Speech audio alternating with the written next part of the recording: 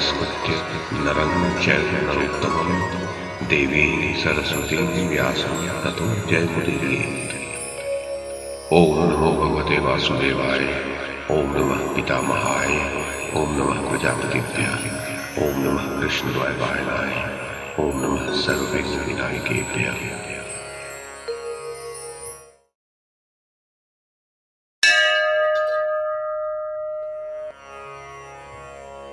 संजय ने कहा, महाराज धृतराष्ट्र, माया द्वारा युद्ध करने वाले उस राक्षस से पराजित हो जाने पर अर्जुन कुमार अभिमन्यु ने तुरंत ही रण क्षेत्र में आपकी सेना का उसी प्रकार मर्दन आरंभ किया जैसे गंधयुक्त मदांध गजराज कमलों से भरी हुई पुष्करणी को मत डालता है।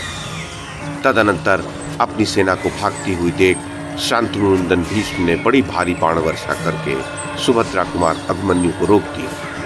फिर आपके महारथी पुत्रों ने वीर अभिमन्यु को सब ओर से घेर लिया और युद्ध स्थल में उस अकेले को बहुत से योद्धाओं ने सहायकों द्वारा अतिशय रूप से बींधना आरंभ कर दिया। किंतु वीर अभिमन्यु बल और पराक्रम में अपने पिता अर्जुन और मामा श्री कृष्ण के समान था और उसने रणभूमि में उन दोनों के ही समान पराक्रम दिखलाया। इतने ही में वीरवर अर्जुन अपनी पुत्र की रक्षा के लिए आपके सैनिकों का संहार करते भीष्म जी के पास पहुंच गए। उसी प्रकार आपके पिता भीष्म जी भी रणभूमि में अर्जुन के सामने जाकर डट गए। तब आपके पुत्र रथ, गज और अश्वों के द्वारा सब ओर से घेर कर भीष्म जी की रक्षा करने लगे। उसी प्रकार पांडव लोग भी अर्जुन के आसपास रहकर भीषण संग्राम के लिए तैयार हो गए। अब सबसे पहले कृपाचार्य जी ने अर्जुन पर 25 बाण छोड़े। उसके उत्तर में सात्विकी ने आगे बढ़कर अपने पैने बाणों से कृपाचार्य को बींध लिया। तत्पश्चात उसने उन्हें छोड़कर अश्वत्थामा पर आक्रमण किया। इस पर अश्वत्थामा ने सात्विकी के धनुष के 2 टुकड़े कर दिए और उसे बाणों से बींध दिया। सात्विकी ने तुरंत ही दूसरा धनुष लेकर अश्वत्थामा की छाती और भुजाओं में 60 बाण मारे। उनसे अत्यंत आहत और व्यथित होने से अश्वत्थामा को मूर्छा आ गई और वे अपनी ध्वजा के डंडे का सहारा लेकर रथ के पिछले भाग में बैठ गए। कुछ काल में चेत होने पर प्रतापी अश्वत्थामा ने कुपित होकर सात्विकी पर एक नाराज छोड़ा। वह उसे बींधता हुआ पृथ्वी में घुस गया। फिर एक दूसरे बाण से उन्होंने उसकी ध्वजा काट डाली और बड़ी गर्जना करने लगे। उसके पश्चात वे उस पर बड़े प्रचंड बाणों की वर्षा करने लगे। सात्विकी ने भी उस सारे शर समूह को काट डाला और तुरंत ही अनेक प्रकार के बाण बरसाकर अश्वत्थामा को आच्छादित कर दिया। नरेश्वर, तब महाप्रतापी द्रोणाचार्य पुत्र की रक्षा के लिए सात्विकी के सामने गए और उन्होंने अपने तीखे बाणों से उसे छलनी कर दिया। सात्विकी ने भी अश्वत्थामा को छोड़कर 20 बाणों से आचार्य को बींध दिया। उसी समय परम साहसी अर्जुन ने क्रोध में भरकर द्रोणाचार्य जी पर धावा किया।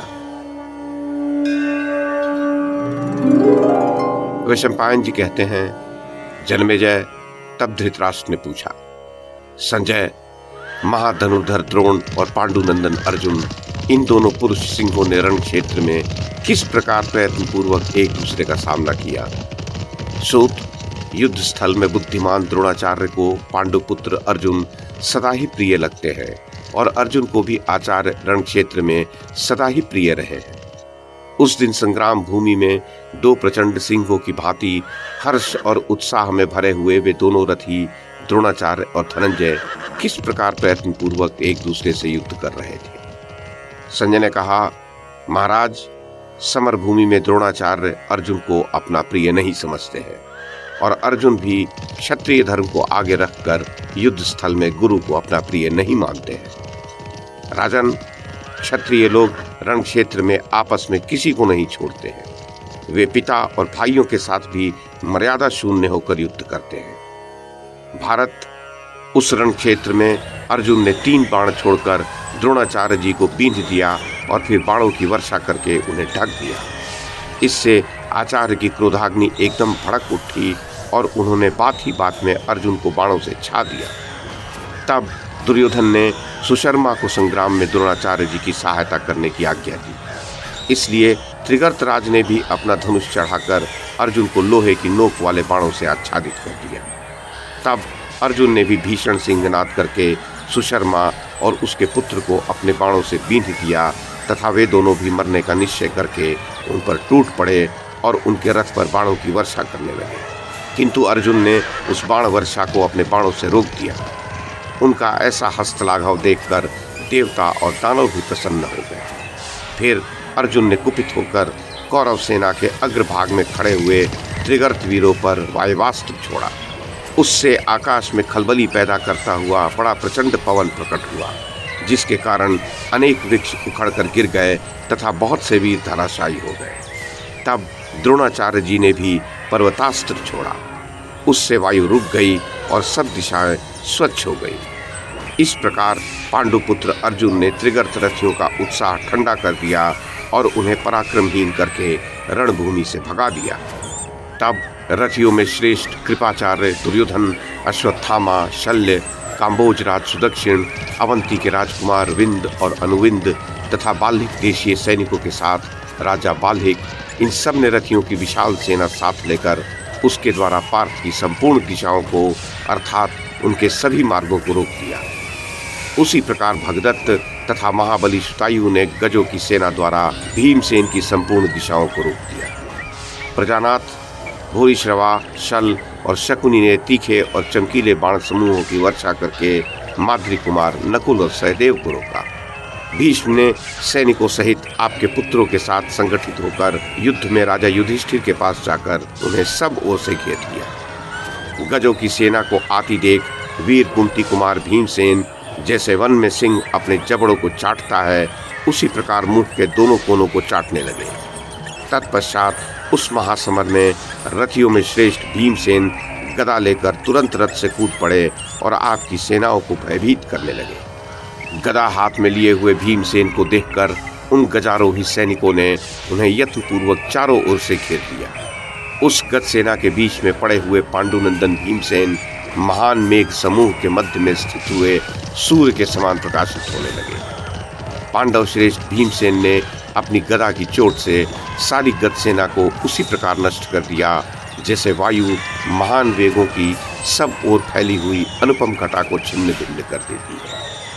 महाबली भीमसेन की गदा से आहत हुए दंतार गज युद्ध स्थल में गरजते हुए मेघों के समान आर्तनाद करने लगे। गजों के दांतों से अनेक बार विदीर्ण हुए भीमसेन युद्ध के मुहाने पर खिले हुए अशोक के समान शोभा पा रहे थे। उन्होंने किसी दंतार गज का दांत पकड़कर उखाड़ लिया और उस गज को दंतहीन बना दिया।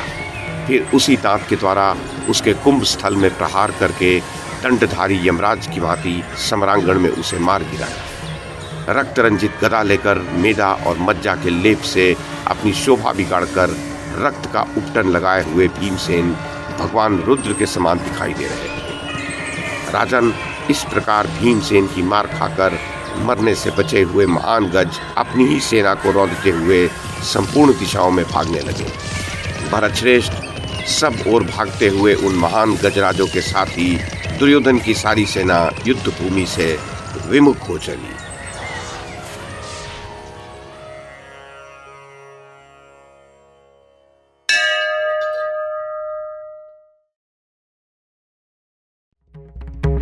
YouTube के माध्यम से महाभारत की कथा को एक श्रृंखला के रूप में प्रस्तुत करने का हमारा ये प्रयास यदि आपको सराहनीय लगा हो तो कृपया इस कड़ी को लाइक और शेयर करें, चैनल को सब्सक्राइब करें और बेल आइकन को दबाएं। साथ में अन्य लोगों को भी देखने के लिए प्रेरित करें। धन्यवाद और नमस्कार।